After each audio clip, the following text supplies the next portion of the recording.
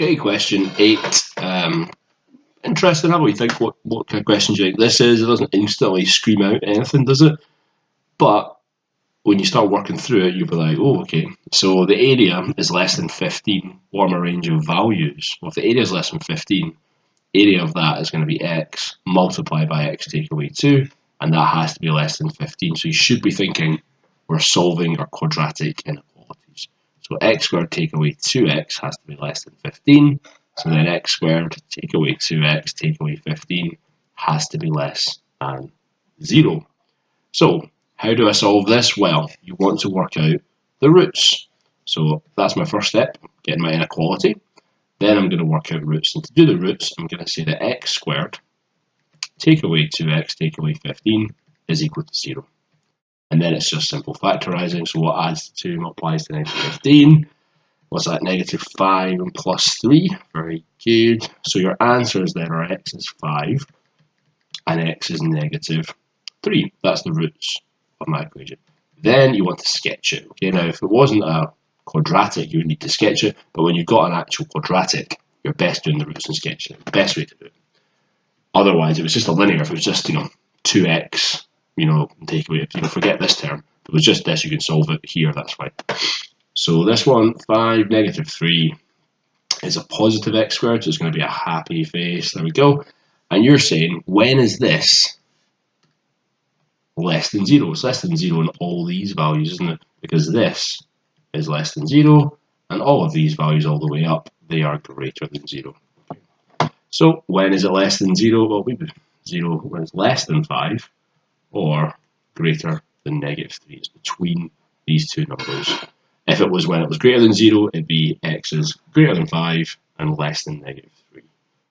And that is almost, I think. So that's what I would say for that one, usually. But if we just have a quick look at the question, just to see, yeah, that doesn't quite make sense, does it? Because if I put a negative 3 in there, I can't have a negative 3 length, can I? So x right away, okay, I'm then thinking my range is more like 0 x to negative to 5, yeah? But even, anything bigger than 0. But even if I put 0 in here, oh, that wouldn't work, would it? 1 wouldn't work, 2 wouldn't work, and anything above 2 would be okay, wouldn't it? So then you're actually changing it to 2 is less than x and less than 5.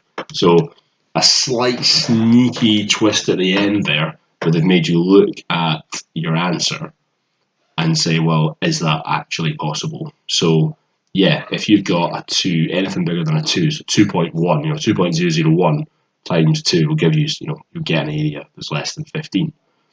But the minute you've got 2, or anything lesser than 2, you're going to have a 0 in here. Yeah, it's not going to work out. So this is the more standard question, and then there's an extra little mark, I think, for this last bit. I'll just check the marking scheme to see if I'm right there. So what's this, question 8? Yeah, so we're getting a mark for our first line, we're getting a mark for the quadratic, we're getting a mark for factorising, and then our final mark goes over here as well. So actually, yeah, we're doing quite well. One little mark if you didn't quite spot,